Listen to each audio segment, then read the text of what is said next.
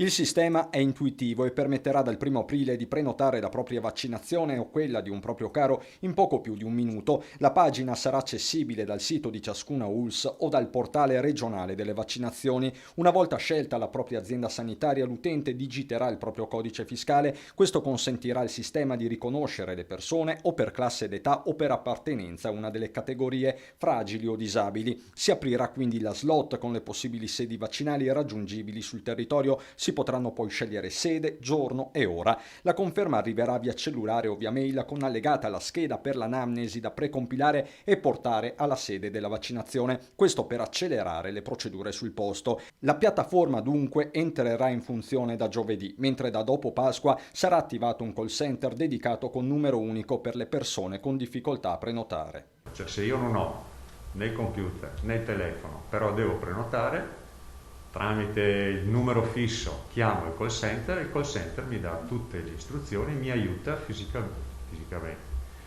e operativamente a completare la prenotazione. Più in generale Toniolo parla di un sistema flessibile, adatto a essere utilizzato sia dal singolo che dai familiari, ma anche da comuni, associazioni di volontariato e farmacie. Proprio con queste ultime, che sono 1400 in Veneto, è stato raggiunto un accordo. Coprono tutto il territorio, anche i paesini più dispersi o comunque più disagiati, e quindi diventano un presidio fondamentale. Prenotazioni gratuite per l'utente, con i farmacisti che potranno anche assistere nella compilazione delle schede di anamnesi.